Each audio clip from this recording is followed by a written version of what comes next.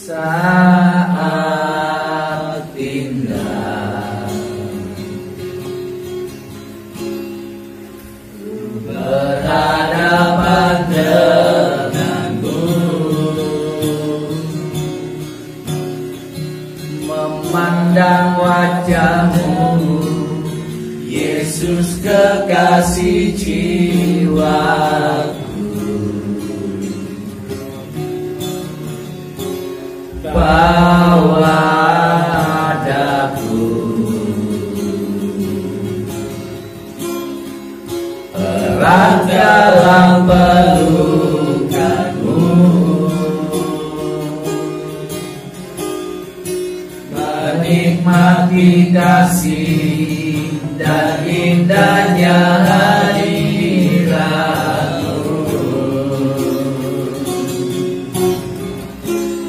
Hadiratmu Tuhan, ku rasakan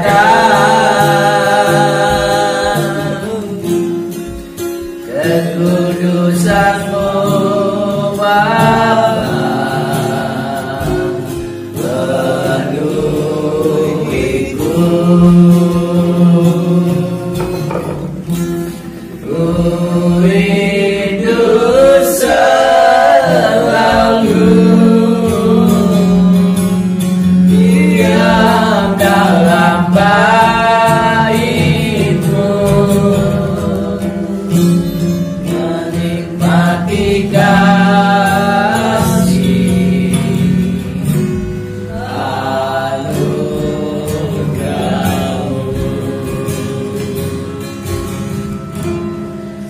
Menikmati kasih, anugerah-Mu. Mari menyembah Dia dalam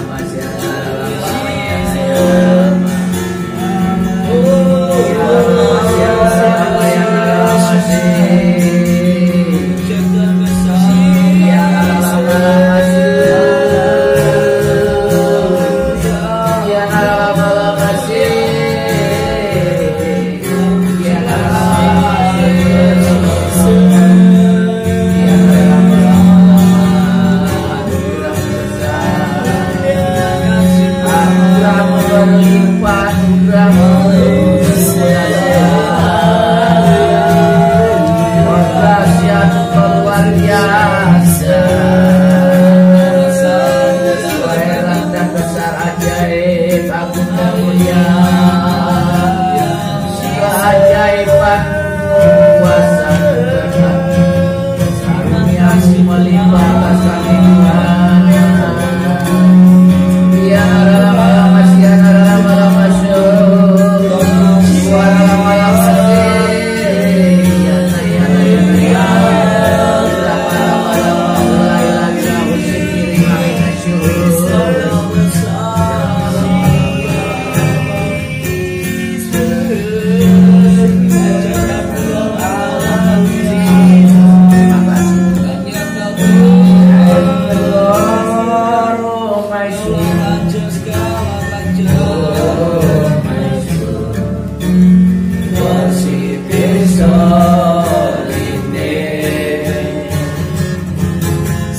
like never before.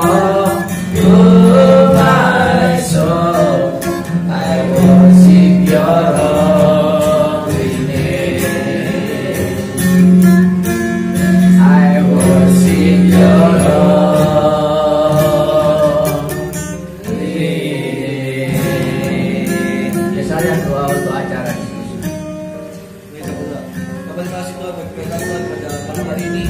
Hari tempat ini untuk memuji Tuhan, juga tentu saja kami akan mengadakan diskusi mengenai firman Tuhan pada malam hari ini. Melalui diskusi ini kami semakin memahami tentang firman-Mu dan hikmat dari senantiasa menyediakan Tuhan kami. Dalam nama Tuhan kami bisa memulai diskusi ini. Kami berdoa haleluya. Amin. Amin. Masih jalan ya? Enggak. Baik, diskusi malam hari ini untuk warga kita dalam hal pendalaman Alkitab ini penting. Untuk itu kita terus menggali kebenaran agar kita semakin dalam akan kebenaran dan mampu untuk mengetahui, memahami rahasia firman Tuhan. Langsung saja panel diskusi seperti biasanya yang kita akan lakukan, yaitu di sini kita masing-masing menjelaskan ayat yang baik. Kita mulai panel diskusi kita mengambil bagian masing-masing sesuai dengan ayat yang kita baca. Satu orang satu ayat dan langsung menjelaskan, kemudian memberikan satu pertanyaan atau bertanya. Kalau yang nggak ngerti bertanya, dilemparkan pertanyaan, siapa yang bisa menjawab pertanyaannya, ya boleh. Nah, kemudian kalau mengerti, ya di sini ditanyakan kepada yang nggak mengerti. Gimana tadi bahasanya? Kita mulai langsung ke kanan ya. Dari Elia, dibaca ini. Dalam Kristus, Ya, dalam Kristus kita yang itu dapat hidup tetap dalam itu jelas keras. dulu kita sebelum mengenal Kristus adalah kekuatan. Karena itu kita sudah mengenal Kristus karena kita sudah percaya kepada Dia. Coba diulangi lagi yang jelas membacanya.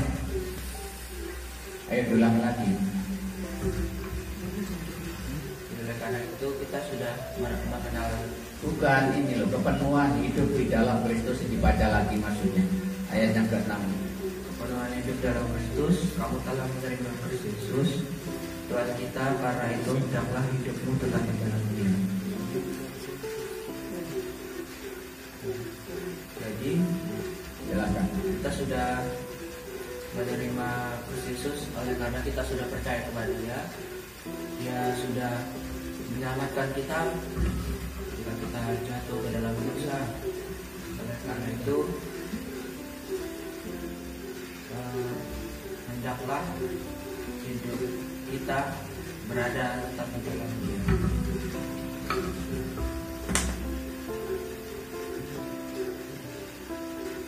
Silakan yang mau bertanya atau memberikan apa itu pencerahan.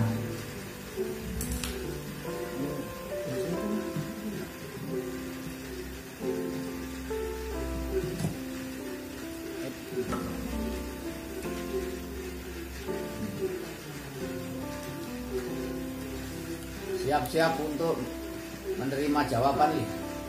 Tidak tahu ya kamu tanya apa yang ditanyakan. Berapa tadi ya? Kepenuhan dia. Pasal 2. Pasal 2. Kolose pasal 2 ayat 6 sampai 12, ayat 6 tadi menjelaskan.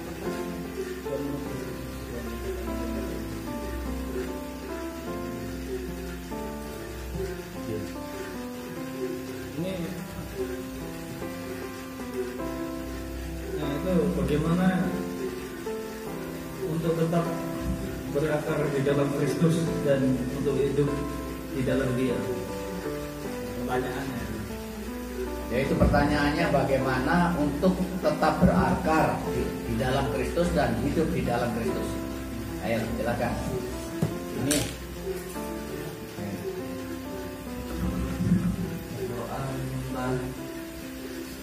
berdoa, menyembah, memuji, baca Alkitab. Nah, itu. Jadi pertanyaannya, jawabannya adalah memuji dan menyembah Tuhan, rajin memuji, rajin menyembah Tuhan dan membaca Alkitab. Bagaimana menurut kita? Pertanyaan, apa jawabannya sudah puas atau masih perlu ditanyakan? Silakan. Waktunya 1 menit, 2 menit.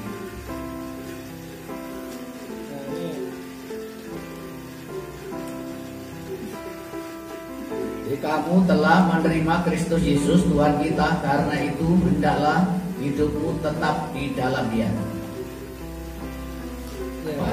kalau ini hendaklah hidupmu tetap berada di dalam Dia, itu maksudnya bahwa ya karena kita memang sudah di dalam Kristus itu sendiri. Jadi apa yang Tuhan berikan di dalam hidup, nah kita itu ya itu adalah sebuah anugerah Tuhan, yaitu untuk menerima Kristus itu adalah sebuah anugerah Tuhan, karunia Tuhan. Dan untuk berakar di dalam Dia tersebut itu ya dijelaskan bahwa ya ada yang mengajarkan, dan juga di sini ada juga yang memberikan di sini pertumbuhan. Jadi yang memberikan pertumbuhan itu adalah Tuhan itu sendiri.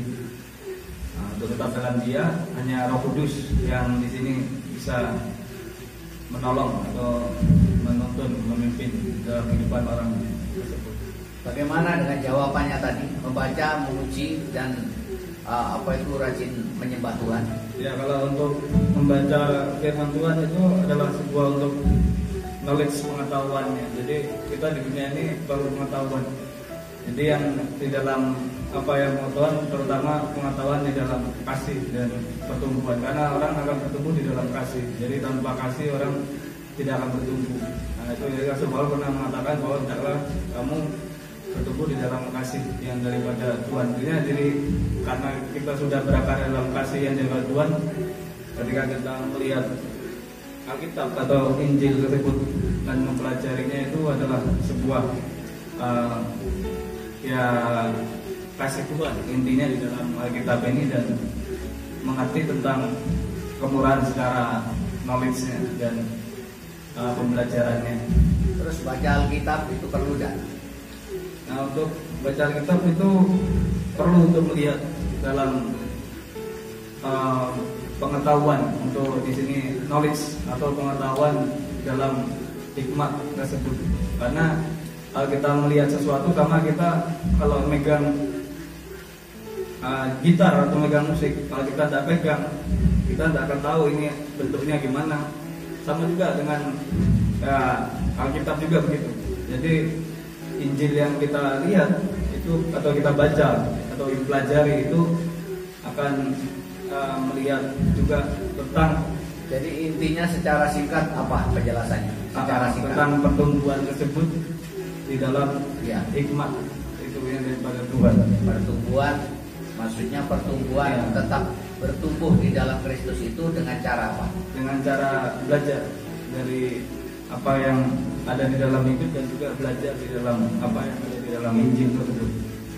Ya berarti belajar di dalam Alkitab. Iya. Baik, ada yang mau menambahkan silakan, atau menyanggah perkataan ini, apa itu penjelasannya Yefta, atau menambahkan, silakan. Angkat tangan, angkat tangan. Nah, angkat mic-nya. Gimana Jali, Elia, sudah cukup puas itu jawabannya? Puas atau enggak? Baik, dilanjutkan. Apa yang nego sekarang? Baik.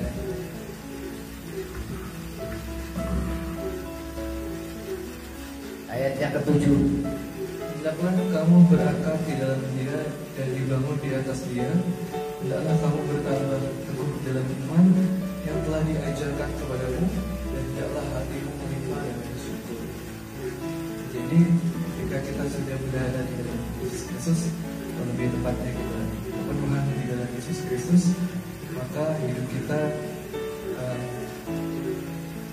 sudah berakar di dalam Yesus. Hidup kita sudah telah dibangun di atas dasar, yaitu Yesus itu sendiri sebagai dasar kita, iman terhadap Yesus maksudnya. Dan kita, kepercayaan kita pasti akan teguh karena Yesus selalu memelihara, selalu hidup kita, Yesus selalu memelihara kita dan selalu menjaga kita. Pasti kita akan semakin bertambah teguh di dalam keimanan sesuai dengan ajaran yang telah diajarkan oleh Rasul dan Yesus Kristus sendiri dalam kitab Alkitab tersebut. Oleh sebab itu kita pasti akan selalu mengucap syukur oleh karena kebaikan Tuhan dan oleh karena keteguhan hati kita, keteguhan iman kita dalam percaya dalam Yesus Kristus. Jadi poinnya apa? Untuk berakar di dalam Kristus.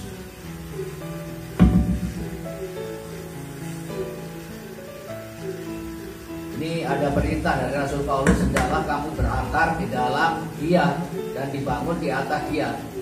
Hendaklah kamu bertambah teguh dalam iman yang telah diajarkan kepadamu. Dan hendaklah hatimu melimpah dengan syukur. Nah, ada 3 hal yang sangat penting ini.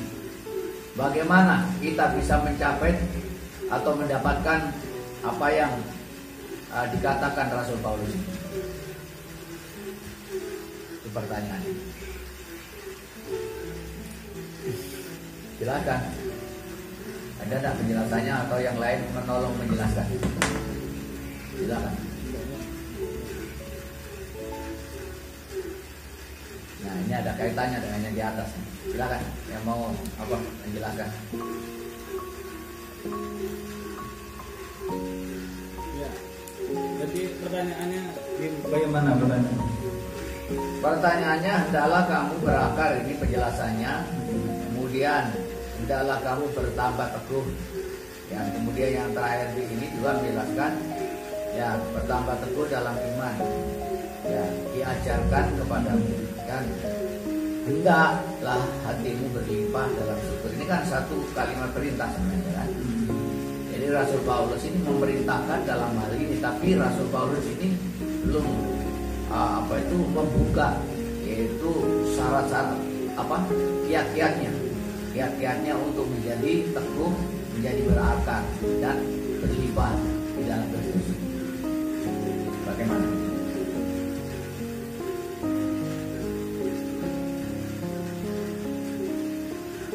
Pertanyaannya Ya, pertanyaannya ini bagaimana bisa mencapai tujuan ini? Berlimpah, berakar, ya, di sini, dan iman yang menjadi teguh. Bagaimana untuk mencapai tujuan ini? Itu kan perintah Rasul Paulus itu kan. Ya, hendaklah kamu, nah itu kan diperintahkan. Tapi caranya belum dikasih tahu nih sama Rasul Paulus. Ya, kalau yang ini belajarnya ya untuk bertumbuh, dan kalau iman itu kan dia pakai untuk selama di dunia ini, itu untuk ya, keyakinan. Jadi tentang apa yang ada di dalam hidupnya itu, selama itu tentang keyakinan. Ya belajarnya dengan membaca Alkitab tadi, yaitu pengertian tentang knowledge atau tentang apa yang ada di dalam Injil. Jadi juga bertumbuh demikian juga. Jadi dalam pertumbuhan tersebut itu perlu belajar untuk baik di dalam kehidupan kesehariannya ataupun ya lingkungan, ataupun di sini di dalam Alkitab tersebut, untuk ya penyesuaian dengan apa yang ada di dalam hidup juga kesehariannya itu, dan juga di dalam Alkitab ini, yaitu dengan ya pastinya membaca setiap apa yang ada dalam ayat Alkitab ini. Jadi kuncinya kita banyak belajar Alkitab, ya, membaca Alkitab. Ya. Ya. Bagaimana Ben? Penjelasannya sudah diterima? Cukup atau kurang? Silakan yang lain mau menjawab atau memberikan penjelasan. Lanjut. Ya, saya ayat yang ke-8. Kalau sebesar 28, hati-hatilah supaya jangan ada yang menawan kamu dengan filsafatnya yang kosong dan palsu, menurut ajaran Tuhan dan orang dunia, tetapi tidak menurut Kristus. Jadi artinya firman Tuhan pada kalau sebesar ayat yang ke-8 ini, nah ini mungkin pada waktu itu masih banyak orang-orang yang belum mengenal Tuhan dengan benar. Mungkin mereka masih percaya kepada secara animisme maupun dinamisme, sehingga dikatakan jangan ada yang menawan dengan filsafatnya yang kosong, dengan atau dengan pemahaman tentang ketuhanan yang mungkin dulunya masih suka percaya kepada roh daripada nenek moyang, atau mungkin percaya kepada pohon beringin seperti pohon beringin secara dinamisme.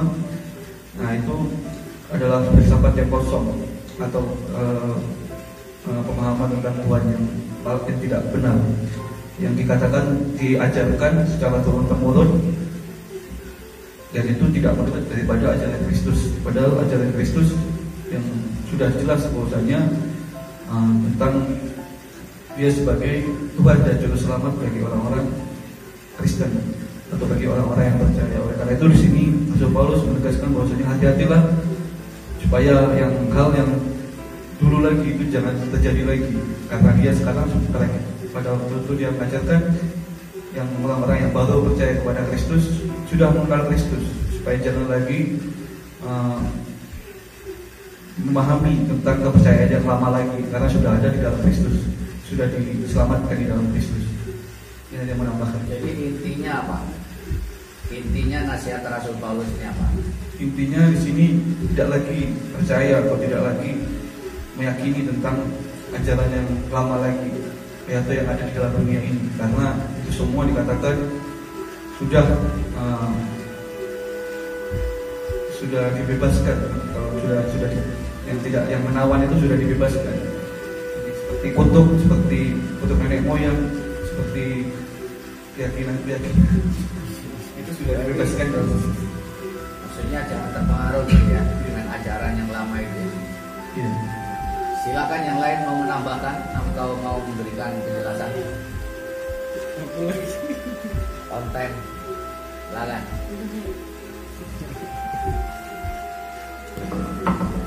On fire, silakan. Ya, ini aku nambahin aja ya. Jadi ini kan filsafat itu dia bisa bicara juga bukan hanya soal-soal yang animisme atau dinamisme, tapi dia juga bisa bicara tentang agamawi. Jadi ada pada itu memang orang ditawan juga dengan pikiran-pikiran agamawi. Apa maksudnya agamawi? Ya, pikiran yang dimana filsafat itu kan paham, artinya seperti pandangan, jadi pandangan-pandangan yang dimana sebetulnya itu dia seperti mempercayai ini dan itu, atau mempercayai seperti harus begini, begitu baru bisa misalnya bertemu Tuhan atau dekat dengan Tuhan. Nah, itu adalah salah satu daripada filsafat yang dimana bisa jadi itu kosong. Padahal kalau Tuhan sendiri mengajarkan di sini itu lebih ke hal yang sederhana, yaitu dia menerima Injil, keselamatan dan diselamatkan. Jadi pengertiannya agamawi itu berarti seolah-olah seperti Alkitab, tetapi sesungguhnya bukan esensi Alkitab. Ya, contohnya kalau misalnya yang sekarang kan hal yang nggak relevan tapi dibuat menjadi relevan, padahal itu sudah tidak masuk di dalam konteks yang sebenarnya. Nah, gitu. Kalau konteks yang dahulu kan orang seperti ya mempersembahkan ini dan menjalankan itu kan untuk supaya diampuni dosanya. Tapi yang lebih mudahnya lagi itu untuk menerima Yesus, itu diselamatkan, itu paling simpelnya justru itu ya kadang waktu di zaman Rasul Paulus juga mereka orang Yahudi ya masih ada yang nolak juga kan, ya gitu, atau orang-orang yang dimana di zamannya waktu itu juga ya yang mereka berkeyakinan agamanya kuat, mereka justru Baik, jangan mainan. justru tidak melihat daripada Konsentrasisme. Yesus Kristus itu sendiri, atau tidak menerima tentang keselamatan itu sendiri. Ya. Cukup ya, lanjutkan. Lanjutkan. Bu Lydia, Dan setelah ini kan Yang ayat yang ke-9. sebab dalam dia Kolose pasal 2 ayat 9.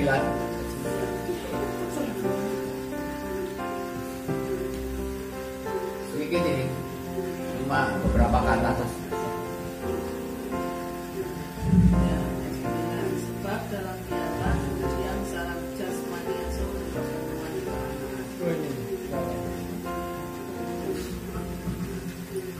sebab dalam dialah berdiam secara jasmania seluruh kepenuhan kealahan. Nah, jadi di dalam dia ini adalah kepada satu pribadi yaitu Yesus Kristus. Berdiam secara jasmani. Jadi kan Kristus datang ke dalam diri sebagai manusia, ya, seperti kita, dengan secara jasmani sebagai manusia. Yaitu seluruh kepenuhan kealahan. Jadi di dalam tubuh jasmaninya ini apa namanya, kepenuhan kealahan itu ada dalam diri Yesus Kristus. Dalam Quran itu dikatakan dia tidak bercacat, tidak berdosa, tanpa salah, tanpa yaitu dengan kesalehannya, sehingga seolah-olah hidupnya itu sekalipun dia dunia tapi terpisahkan dengan dosa dan kesalahan. Itu adalah pribadi Yesus. Berarti memang kepenuhan kealahan itu ada di dalam tubuh jasmaninya. Jadi kalau manusia naturnya adalah dosa dan cenderung untuk melakukan kesalahan, tetapi Yesus Kristus di dalam tubuh jasmaninya itu tetap kepenuhan kealahan itu ada dalam tubuh. Nah, makanya di dalam Ibrani pada waktu itu dikatakan tentang persembahan yang sempurna. Dia bukan hanya sebagai imam, tetapi dia juga sebagai korban. Karena hidupnya itu adalah tanpa cacat, tanpa celah, tanpa noda dan masalah.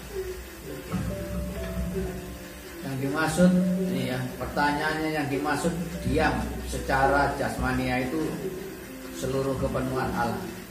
Jasmania, ya, berdiam secara jasmania itu siapa? Apa? Berdiam secara jasmaninya, ya. Sebenarnya sebagai manusia. Sebagai manusia ya bentuknya kan jasmani, tubuh ini, ya kan? Ya mungkin bisa merasakan sakit, ya kan? Katakan itu pada waktu dia melihat anak seorang janda itu yang anaknya meninggal itu bisa ngantuk, bisa tidur. Nah mungkin ya itu dia lah ngantuk tidur pada waktu di kapal itu ya tidur, ya kan? Muridnya kalau teriak-teriak minta tolong Tuhan tidur, ngantuk kok. Ya kan? Sudah berapa menit waktunya ya?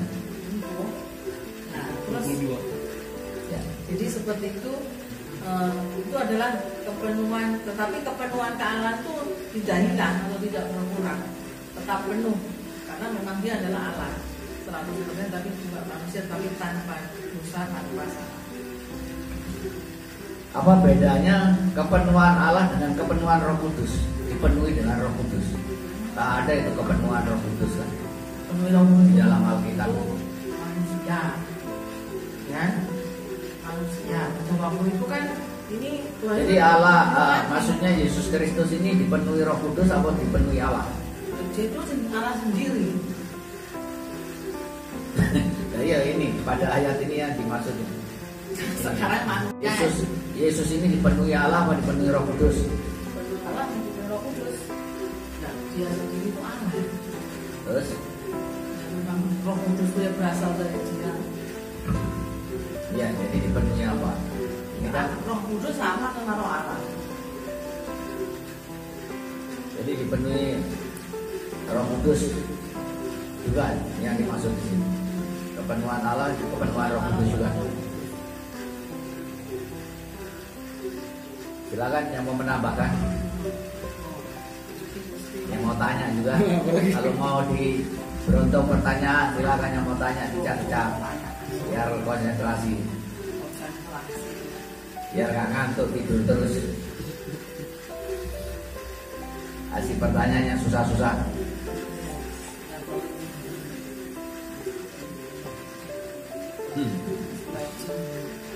Ini pertanyaannya.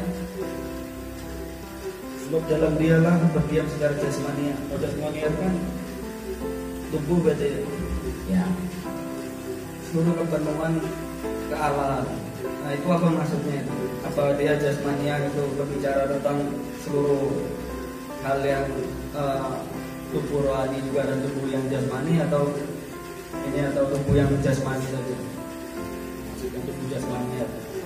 Kan di dalam sini kan di dalam dialah berdiam secara jasmania kan, seluruh kepenuhan kealahan. Yang ditanyakan apa? Jadi yang ditanyakan di sini tubuh jasmania, secara jasmania itu apa maksudnya? Dia bentuknya tubuh roh atau tubuh yang di dunia ini gitu. Fisik yang fisik yang apa? Ya, yang biologis. Yang dimaksud ini jasmani. Ya. Yang jasmani itu apa? Ya. Yang seperti pertanyaan saya tadi. Tubuh ini kan Pakai jasmani itu bentuknya yang physically. Jadi tubuh manusia. Tubuh Maksudnya manusia ini secara jasmani. tapi kepenuhan kealahan, nggak sama seperti kita ini. Tuh. Kalau kita ini kan masih bisa berdosa, bisa melakukan kesalahan. Tapi kalau Yesus Kristus memang tubuhnya jasmani, tapi memang dia dipenuhi, memang kepenuhan kealahan itu tetap. Ya, kealahannya itu memang dia Allah kan.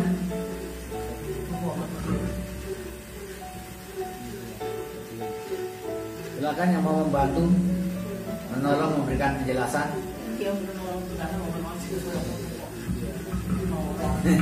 Sebab dalam dialah berdiam secara jasmania seluruh kepenuhan kealahan. Nah ini ada dua hal. Yang pertama adalah ya, dalam dia berdiam secara jasmania. Ya, dia ini adalah Allah. Ya, terus berdiam di dalam jasmani. Jadi Allah ini berada di dalam jasmani, yaitu Yesus Kristus. Maksudnya seperti itu. Dan seluruhnya, ya seluruhnya secara totali atau secara keseluruhan, ya kepenuhan kealahan. Jadi apa yang ada di dalam pribadi Yesus Kristus itu, ya dipenuhi, yaitu kealahan. Maksudnya begitu. Jadi apa yang ada di dalam jasmani Yesus Kristus ya sebagai manusia itu, namun ya bisa dikatakan seperti itu, kepenuhan Allah. Secara keseluruhannya adalah Allah itu di dalamnya. Ya, bagaimana begitu kira-kira? Bagaimana, setuju atau nggak setuju? Silakan, kalau nggak setuju bisa protes.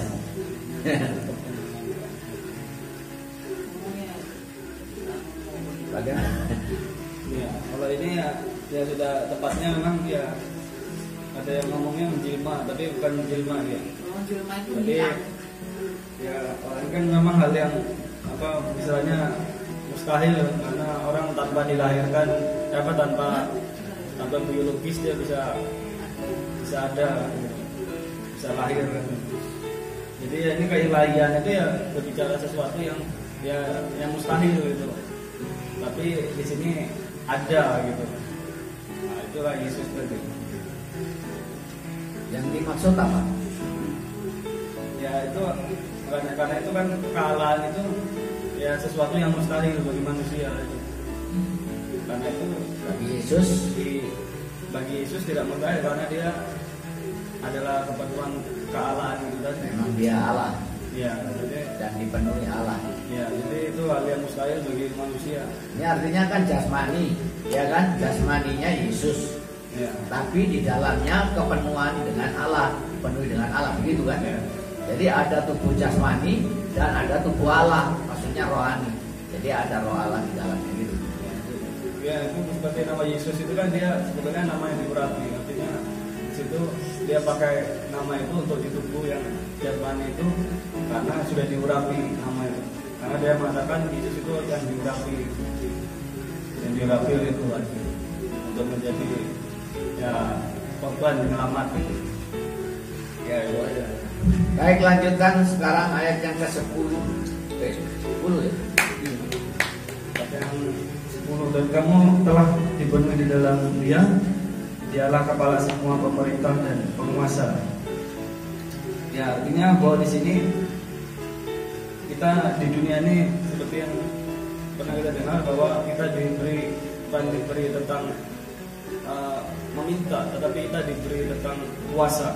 Jadi puasa itu adalah sesuatu yang dimana hak istimewa yang Tuhan berikan, atau privilege yang Tuhan berikan itu bagi orang pilihan. Dan itu dijelaskan ayat 10 tadi itu, kamu telah dipenuhi di dalam Dia. Nah, jadi Dialah kepala semua pemerintah dan penguasa. Artinya kita diberi kuasa, dan karena Dia sudah memenuhi di dalam kehidupan kita atau sudah menyelamatkan kita, sehingga kita di sini diberi kuasa karena Dia juga pemerintah, di atas pemerintah dan penguasa. Ya, karena Dia itu anugerah itu tadi bagi seluruh dunia ini. Nah, jadi tidak ada yang di sini dapat menentang sebuah anugerah atau sebuah di sini sesuatu yang diciptakan, atau yang baik itu hal yang pemerintah atau penguasa, baik itu alam, biologi atau ya ilmu pengetahuan, itu semua adalah ciptaan Tuhan, atau Tuhan itu sendiri yang ya berkuasa atas ciptaannya itu tadi. Ya. Ada yang menambahkan itu? Silakan yang mau bertanya atau menambahkan. Nah, ini ayatnya, dan kamu telah dipenuhi di dalam Dia. Dialah kepala semua pemerintah dan penguasa. Silakan.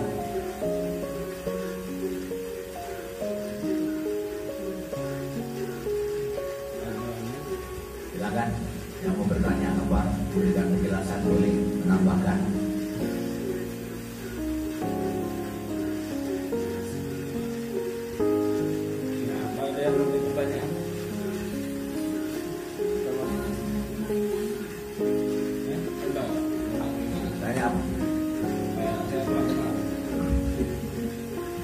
Pertanyaannya yang jelas. Apa yang dimaksud dengan semua kepala semua pemerintah?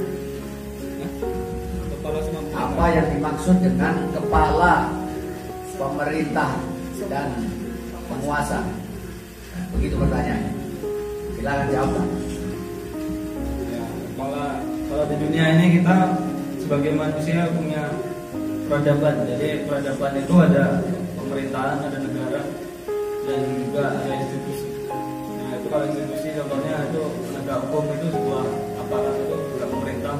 Jadi dia menegakkan atau penguasa yang di sini bertujuan untuk membuat peradaban itu semakin maju ya, atau semakin beradab istilahnya, baik itu segi hukum atau segi ekonomi dan juga sosial.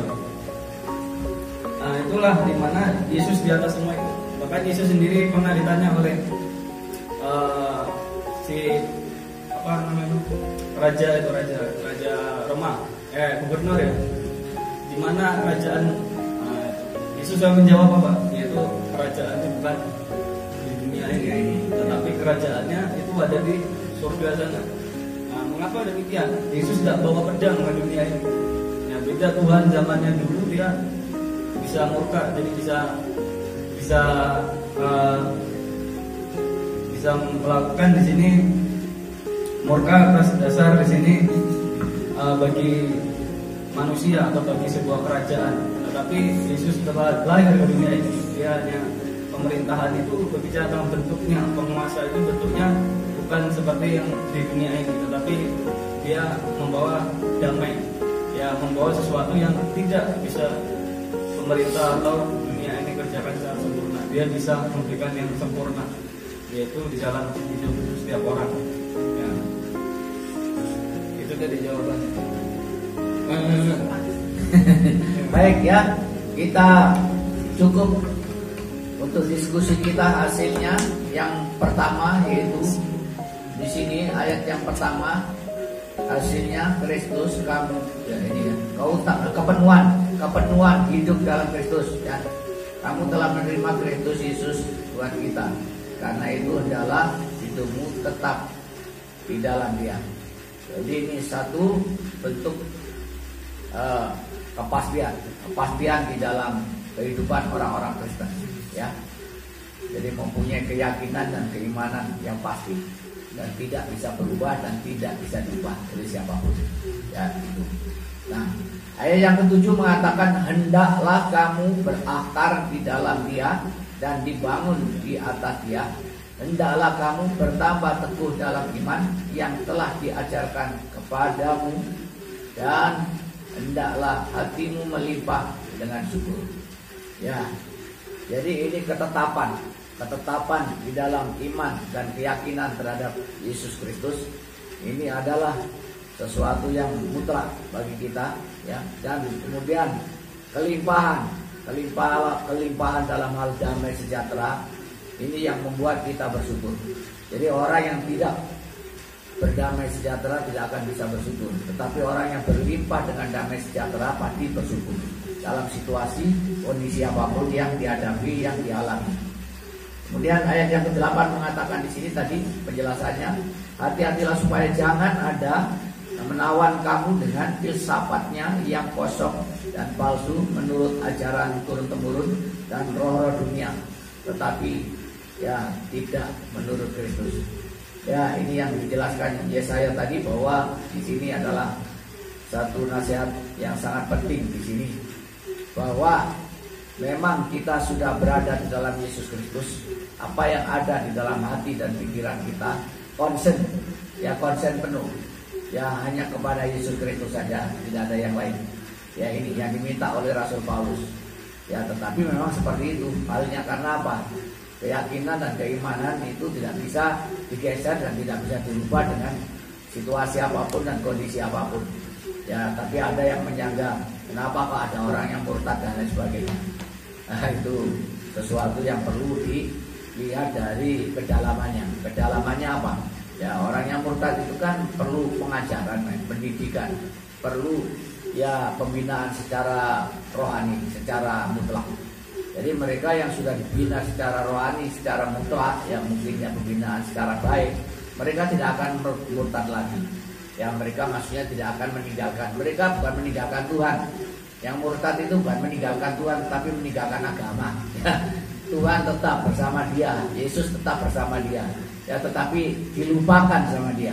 Ya, sama yang orang murtad itu. Tapi Yesus tidak pernah lupa. Dan Yesus tetap menyertai dan beserta kemanapun dia berada. Mungkin kejungkir, terbalik, mungkin masuk jurang pun dia tetap disertai oleh Tuhan Yesus. Amin. Nah, yang terakhir di sini dikatakan bahwa sebab dalam Dialah berdiam secara jasmani seluruh kepenuhan kealahan. Jadi ini tadi yang buat perbantahan bahwa di dalam Dia berdiam secara jasmani. Jasmani yang dimaksud yaitu kemanusiaannya, ya. Tetapi di sini kepenuhannya adalah dari Allah itu sendiri yang memenuhi jasmani Yesus Kristus itu. Ini sangat penting. Karena apa? Kita penting di sini untuk bahwa Yesus Kristus itu siapa? Yesus Kristus itu adalah Allah 100% dan juga menjadi manusia 100%. Ya, ini yang sangat penting. Jadi orang Kristen harus paham bahwa Yesus Kristus itu pernah menjadi manusia, ya, bukan hantu datang ke dunia, ya, tetapi menjadi manusia, dilahirkan sebagai bayi yang lahir juga kemudian menjadi dewasa besar dan kemudian mengajarkan tentang kekristenan, mengajarkan tentang keimanan dan kerohanian, ya, tertuju pada Allah, Allahnya yaitu Allah Bapa, dan harus percaya kepada namanya yaitu Yesus Kristus. Nah, kemudian di sini dijelaskan bahwa kamu telah dipenuhi di dalam Dia, Dialah kepala semua pemerintah dan penguasa. Jadi kamu atau kita, orang-orang Kristen, kita orang-orang yang percaya dipenuhi oleh Yesus Kristus atau kepenuhan di dalam Yesus Kristus. Nah, dengan demikian maka di sini bahwa keimanan kekristenan itu bukan yang dikatakan di sini setengah-setengah KTP, tidak, ya. Itu salah kaprah orang menyebutkan. Jadi orang Kristen, orang yang sudah percaya itu memang ya sudah 100% terima Yesus dan percaya kepada Yesus, otomatis 100% dipenuhi oleh Yesus, dipenuhi oleh Allah kita. Nah, itulah sebabnya kita menghormati, menghargai, ya, kepada siapapun, kepada apapun yang ada di dalam pribadi kekristenan dan orang-orang Kristen. Jangan kita menjustifikasi, jangan kita menghakimi mereka, Apakah mereka dikatakan ini karena masih ada dosa, masih berbuat begini dan begini, tetapi di dalam dia tetap dia adalah kepenuhan, yaitu Yesus Kristus sebagai Tuhan dan Juru Selamat karena imannya mereka kepada Yesus Kristus. Amin. Ya, baik. Mari kita tutup ibadah kita, diskusi kita malam hari ini dengan kita angkat pujian dan kemudian doa syafaat yang akan didoakan oleh Abednego. Andaikan aku lakukan yang mulia,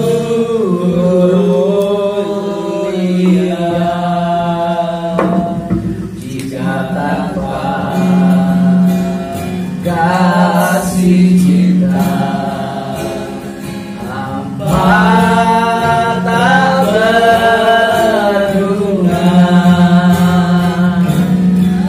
Ajarilah kami bahasa kasih-Mu agar kami dekat padamu ya Tuhanku. Ajarilah kami bahasa kasih-Mu agar kami dekat padamu, agar kami dekat padamu.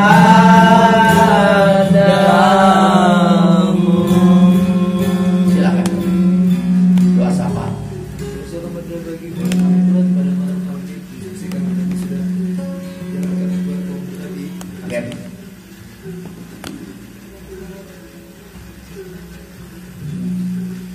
Tuhan berkati Tuhan setiap diskusi yang telah kami lakukan saat ini Tuhan, biarlah menjadi berkat dan menambah pengetahuan kami Tuhan dan firman Tuhan. Juga berdoa Tuhan bagi setiap bangsa negara kami Tuhan, bangsa Indonesia ini Tuhan berikan keamanan, kemakmuran bagi seluruh kehidupan bangsa negara kami. Kasih-Mu selalu menyertai setiap pemerintahan dan perekonomian negara ini Tuhan. Juga berdoa Tuhan bagi pelayanan pekerjaan yang saat ini sedang melayani di bidang apapun semua kau berkati pekerjaan Tuhan, pelayanan rakyat Tuhan dan lewat pelayanan mereka semakin banyak orang yang mengenal akan kasih Tuhan. Dan berdoa bagi orang yang sakit saat ini, mereka yang sedang mengalami sakit penyakit apapun dalam tubuhnya, kau bukan mereka, kau berikan selalu mereka Tuhan, berikan mereka kekuatan untuk menjalani segala hidup mereka Tuhan. Dan saatnya kami berdoa bagi keluarga kami di tempat ini, bagi pekerjaan kami, sekolah kami, seluruh aktivitas dan kegiatan kami, dan sekarang semuanya ke dalam tangan-Mu, dengan semuanya membuat berhasil Tuhan tangan-Mu. Dan saatnya kami akan kembali beristirahat untuk menjaga berdiri